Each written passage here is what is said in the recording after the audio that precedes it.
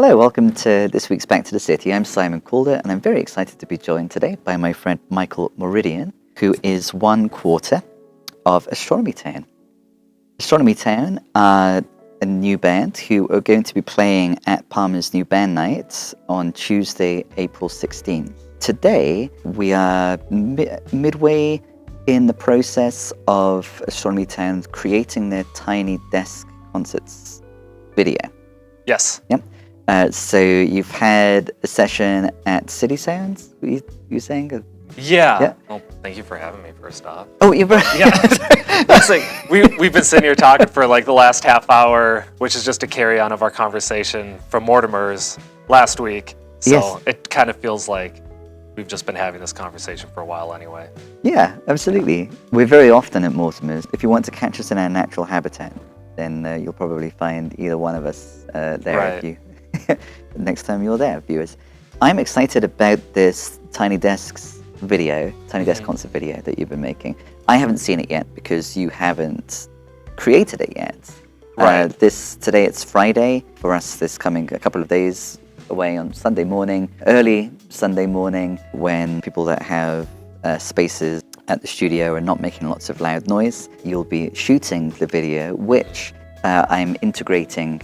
Future Me is integrating into this episode. So it's for a song called Coffee and Guinness, which I think encapsulates some of the features that are, on the one hand, foregrounded on the one sheet in your electronic press kit that you shared with me, and also that I think are just incontestably features of Astronomy Town. On the one sheet, it says that your indie lounge music pairs hypnotic rhythms.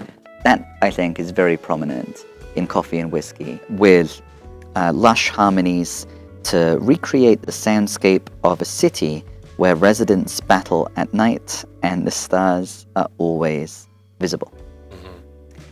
So there's a lot there to dig into, but let's start with what I was suggesting is the incontestable feature of Astronomy Town, is these hypnotic rhythms. Could you begin by sharing some thoughts on the importance of rhythm, maybe specifically in this song that we can hear at the moment, Coffee and Guinness? Yeah. Well, let me back it up even further than that Sure. for a second, and just talking about rhythm in general. So when I try not to call bands projects. When this creative endeavor started, the original idea was birthed back in Fargo a few years ago, before I lived down here in the cities, before this group had come together. And it was an idea that started by listening to a lot of lo-fi, a lot of hip-hop instrumental tracks and stuff. So or listening to a band like the Free Nationals and just listening to the instrumental version of that. And, Jack from Wolfpack talks about the idea of he wanted to create a rhythm section band similar to like the Wrecking Crew or groups like that. So I don't want to say that was the exact idea, but it was that idea of not worrying so much about lyrics, not worrying so much about a front person, but putting together a band more on vibes without necessarily knowing what those vibes were going to be yet, and starting there. So rhythm was a very important place to start and kind of figuring out that sound. Fast forward to a song like Coffee and Guinness, you listen to that and our whole EP, it's all instrumental. There's no lyrics. There's plenty of melody in there, but it's all taking turns of which instrument has the melody at this moment. And everybody else working to complement and support that melody, whoever might be carrying it at any given moment. And so with Coffee and Guinness, that song began actually with Joe, our keyboard player, penned most of the draft of that song and then brought it to us. And so already there, he had already envisioned his melody, a general tempo and kind of rhythm with it, But then our process has been so far when we write, it usually begins with one person's idea, and then that person has to be comfortable releasing it out into the world, and that world being the four of us. Yeah. And then everybody starts picking it apart, adding new ideas, taking things away, morphing it, changing it, writing a second melody, writing a different rhythm. And throughout all of that, we will usually defer to whoever brought it, right? So in this case, I'm looking to Joe constantly and say, hey, how do you like if I play it like this? And he'll be, sometimes it'll be,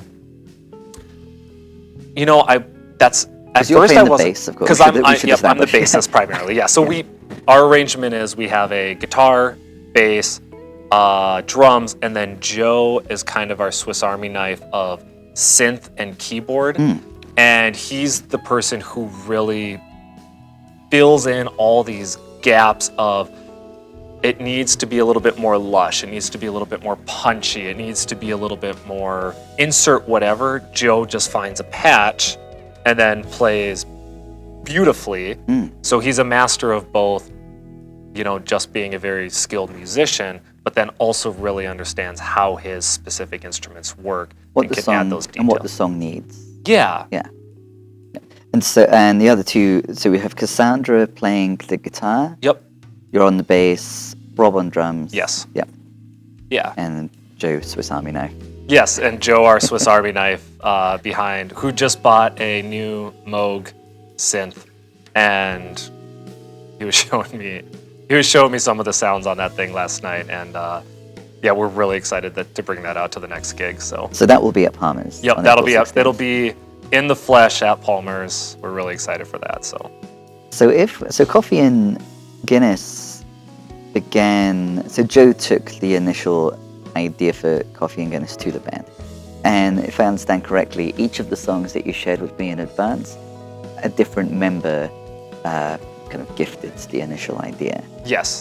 So one of them is called "There Is No Worst Case," and then "Dilate." Yep. There's also a live video of that up on YouTube. In those instances, could you share a bit about which member which member came with the original idea in the instance of "There Is No Worst Case" and "Dilate"? And one by one, how did the band then respond, and how did these songs evolve into what we can hear? Yeah, so I'll talk through one of them kind of as a case study, and then just apply that to all of them, right? Yes. So like, for example, in the case of "There Is No Worst Case," that's something that I had started a while ago on guitar. And it started almost as an exercise of just trying to learn some chord shapes and just putting a few things together and putting a melody with this, and then finding, oh, this exercise is actually leading to something that feels more than an exercise. I kind of like where this is going. Let's spend some time with that. But I didn't quite know what to do with it at the time, so I brought it to the band and I said, I have this idea, I like this idea, but I don't, right, so in this case, this is one that was very, pretty fuzzy still. Whereas with Coffee and Guinness, Joe had spent a lot of time really fleshing out what he thought it wanted and brought something that I would say was 85% done. And then we sat down and started, let's stretch this part out, let's shorten this part out. Okay, well, if Cassandra's gonna be playing that rhythm there, then maybe rhythmically we need to change. The harmony's gonna stay the same, but we need to change the rhythm here to complement that.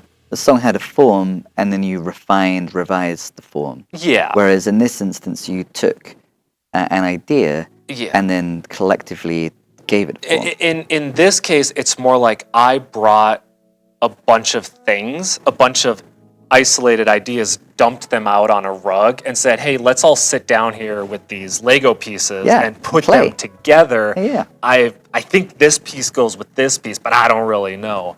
And so we spent more time with that, and that probably had a lot more collective input of how all these pieces fit together, what Cassandra's playing over this, for example. Because she came up with this really great guitar hook over, we call them verses and choruses for simplicity. Yeah. I think with that song, it does, those terms fit. And that was the first song that I listened to. And I was like, oh yeah, this is like indie lounge. It has like it kind of does have echoes of verses and choruses, like an indie song. Yeah. And I think, yeah, well, and so that's a good thing too, is like, how do these songs come together? The band is, so Joe and Rob have been playing together for many years. They play in multiple groups together. They are often a rhythm section together. They do their own things, just the two of them. Like, they are kind of a package deal, thankfully, which I'm very grateful for. Is there a name for the act that is the duo, the project?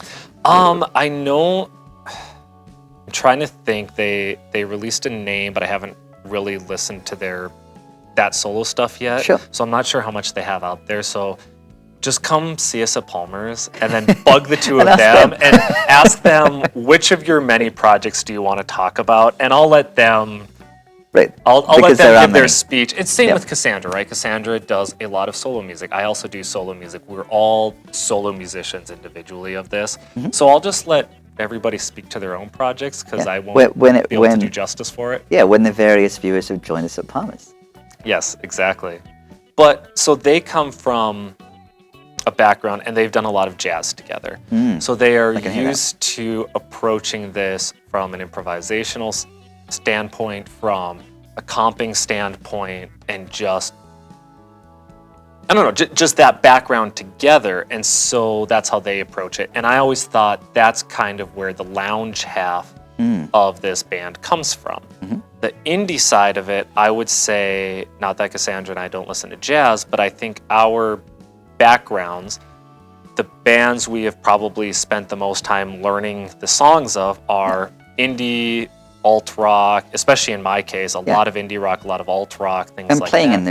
And playing in those types of bands. And that's what I've performed out and gigged out on. So yeah, I'll sit at home and play jazz songs for my own enjoyment, but I'm not in a jazz quartet. I didn't come up in jazz band in school.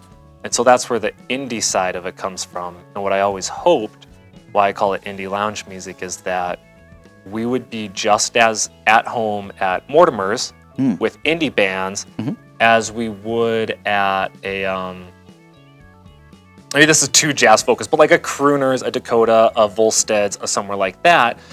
If they wanted to branch out a little bit from pure strict jazz to something that is more jazz inspired, you know, places where Krungbin, Bad Bad Not Good, Wolfpack, those types of funk, rhythm-based, groove-based bands, I think all of them would be very at home in those places in a lounge setting, and could adjust their set list and their volume and their energy a little bit to fit the mood of that without ever compromising who they are, right? It's not changing your sound, it's just highlighting a different aspect of your sound that's more at home at this place versus, you know, at Mort's we're gonna being responsive to the context. At Mortimer's we're gonna lean into like our Midwest emo intro side.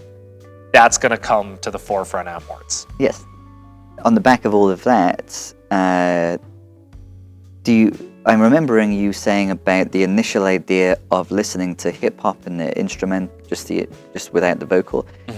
Do you think that Astronomy Town would, in the present, be interested in collaborating with MCs? So the original idea, like I said, began with that vibe and that sound. We ended up going what I would consider more of a jazzy direction than a hip-hop direction, in large part because when we found Rob, our drummer, Rob's background is heavily jazz influenced, jazz and whatever else he's done, right? I'm not going to say he has a much broader palette than that. Rob and I will also talk about doom music all night too. So he has a pretty broad palette. But I think because he and Joe came, we ended up going more in a jazzy direction than a hip hop direction. That said, I've always wanted us to be able to, if we are supposed to be a rhythm section band, that means we should be able to collaborate with others very easily, whether that is bringing in a saxophone player or a singer or an MC or anybody. And in fact, Andrew Oakland of Oak in the Woods, a phenomenal singer down here, some of our first gigs, he came out and hopped up and sang a few songs with us. Now, because of his background, we started going more toward neo-soul type stuff. So we did Fly As Me by Silk Sonic. We did a Leon Bridges tune, right? So right away we started going more in the soul direction, and it felt very natural for us.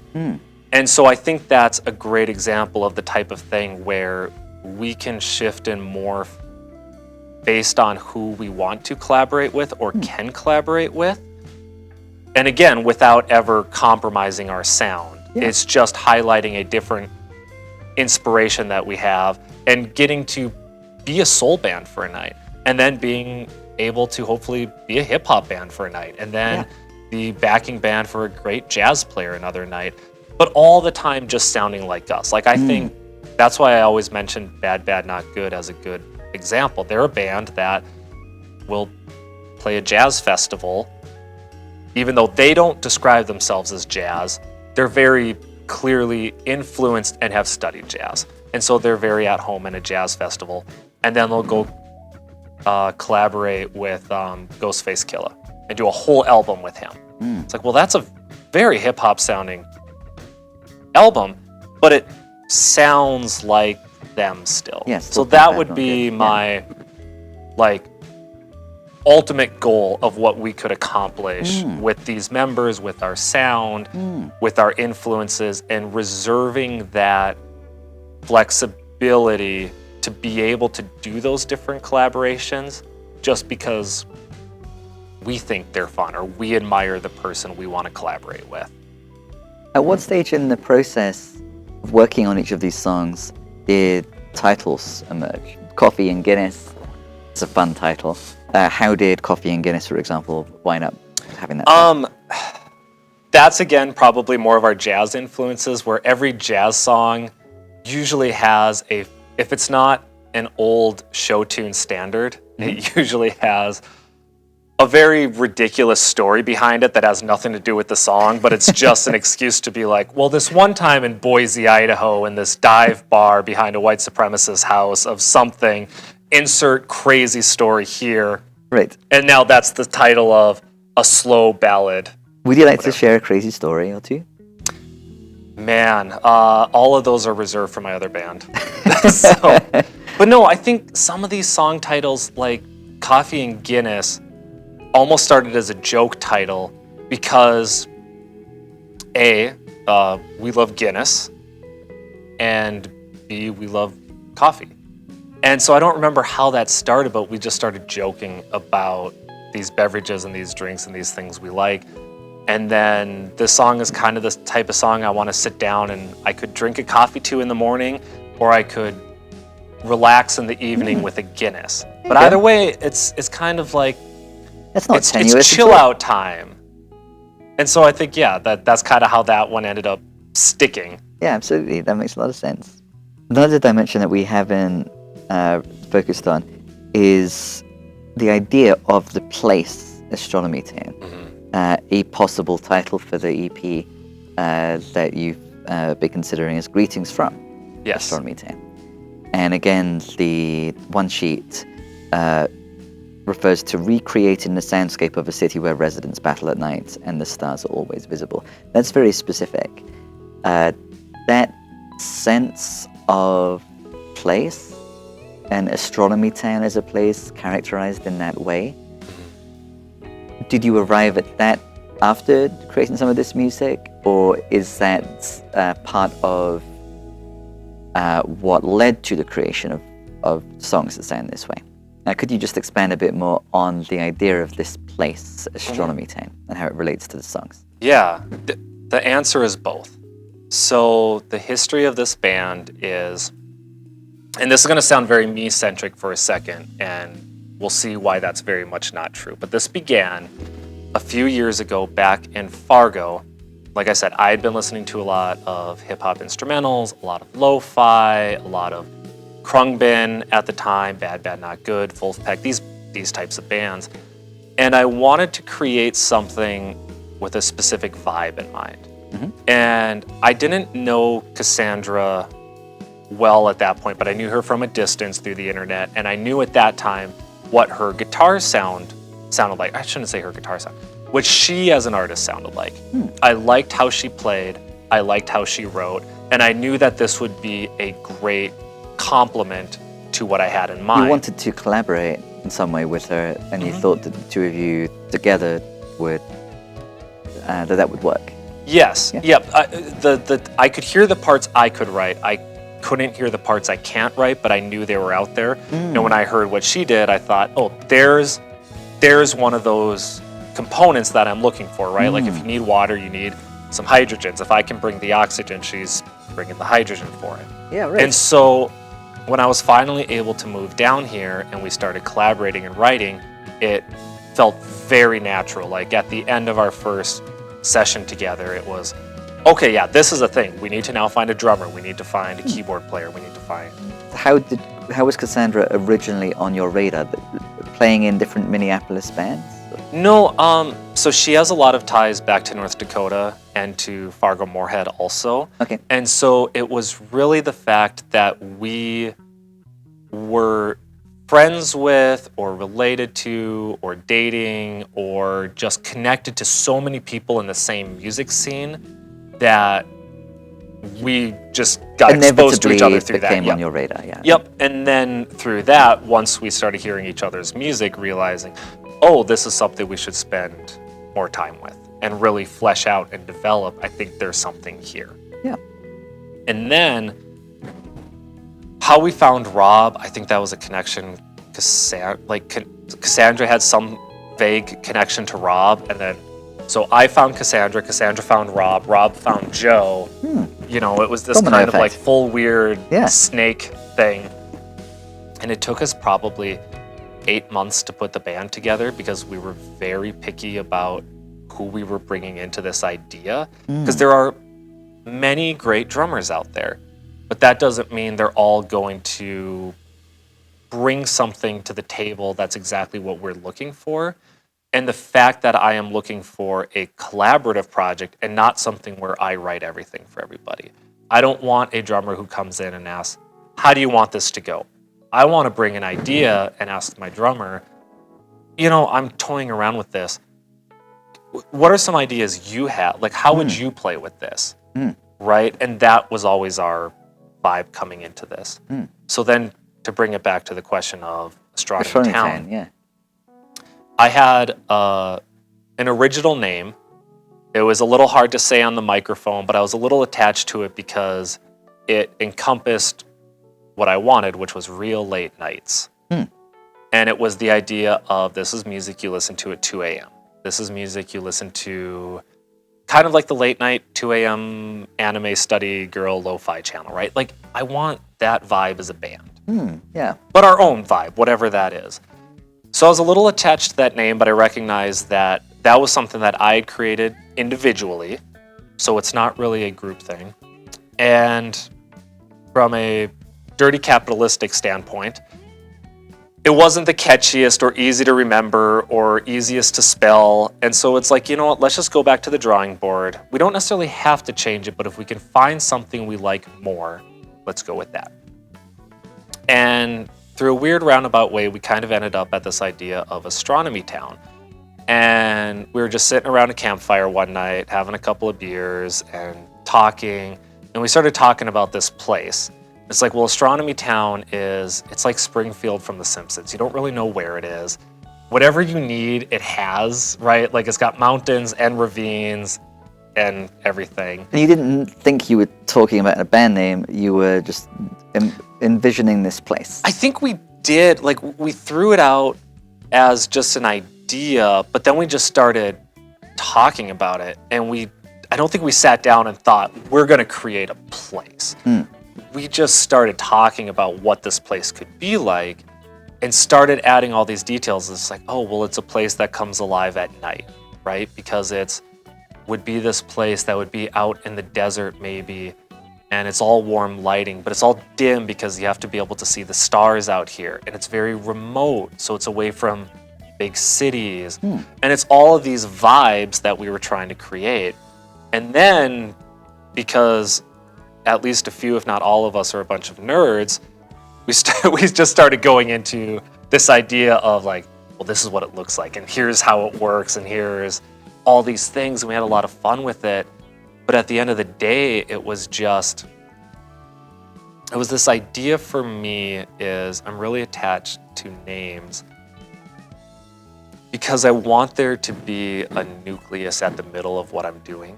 Sure, yes. And this is something that reminds us of, while we are free to do whatever we want, and we can go off in this direction and we can go off in that direction, there's still a core idea of what our sound is, of what our vibe is, of what we're going for. And this just helps keep it front and center for ourselves more than anything. Great. I can see that would This be a is really always helpful kind device. of pulling us back in this direction, like the sun at the middle of the solar system. Totally, yeah. And Mars is nothing like Jupiter, but they're both orbiting the same sun. Totally. Speaking of suns, what is the significance then of the stars always being visible? Perhaps in relation to the sound of the band. That's an interesting feature in the imaginative, like the construction of this imaginary place. How does that translate to the way in which the band sounds? This idea of the stars always being visible. So this is a weird analogy. I'm a big Kendrick Lamar fan. Yeah. But which album I listen to on any given day kind of depends on my mood and the time of day. So if I'm leaving St. Paul after sunset, I'm usually listening to Good Kid, Mad City. I don't listen to Good Kid, Mad City during the daylight. I don't know why. It's a nighttime album for me. I think that was one of the ideas, is that Astronomy Town, this place, comes alive at night. It is a place that is vibrant nightlife. It's pretty sleepy during the day. And that is the music, the vibe that I hope we put off. That it's the type of vibe, the music that if it's earlier than 9 or 10 p.m., we're probably not the record you're putting on. Now, maybe if you're my mom, yeah, you'll listen because she'll be in bed at 10 p.m. But for anybody else, it's like this is the type of thing, if you and some friends are sitting around in your apartment at 11 p.m., just hanging out, I would hope that this would be the music you would listen to when the stars are out. And so that's the relationship of the stars there, is that it's the music you listen to when you can see the stars. So it guides not only the band members as they continue to create music that orbits around that sun, but also the listener to some extent. Again, the next opportunity that we have to witness Astronomy Town at the right time of day, which is night, of course, is Tuesday, April 16th at Palmer's. Yep. And check out the video to Coffee and Guinness. I've been including aspects of that yet to be created video in the edited version of this episode, but one can find it, of course, presumably on, do you have a YouTube site? So we're going to put it up on the person I'm collaborating with, Aurelio, who's a drummer and whose practice space this began as, and who's graciously allowing us to share this space with him and use this. He's going to basically do all the production with us, so he'll put it up on his page. And again, because it's yet to be, at the time of recording the interview, created, yes. I haven't seen the video. Are there ways in which you're using the visual component of the video to evoke this place of Astronomy Town? Yeah, so we went in, Aurelio and I, last night and spent several hours there, not just making sure that it was set up, A, for a camera or a few cameras, and B, for sound and audio and all that. That is enough work in and of itself, but also doing some level of set design, which is trying to get the lights down very low, trying to get something on the wall behind it that is more reminiscent of a cosmos or a nebula or something like that. Trying to get not quite neon sign colors, because I think those are too flashy, too vibrant, but something of that style. And so we spent a lot of time last night. I would say half of our time was just trying to get the visual mood to fit all these things we've been talking about. And I'm hoping we're gonna pull it off. And if you watch the video and it doesn't live up to what I said, it's because we don't have cameras that are great enough to work in that dim of lighting. And so we're gonna be up against a few technical challenges, but I think based on some tests that we did the other day, I think we can get pretty close to what we're hoping for with what we have. Yep, well, I have good news for you. You did a great job, and here we are integrated into the final video. And one last time, your next opportunity to catch Astronomy Town in person, where you can ask the various other members about their other projects, not projects, bands, and where they can be heard and when you can see them live too, is Tuesday, April 16th at Palmer's New Band Night. Thanks very much for coming in today, Michael.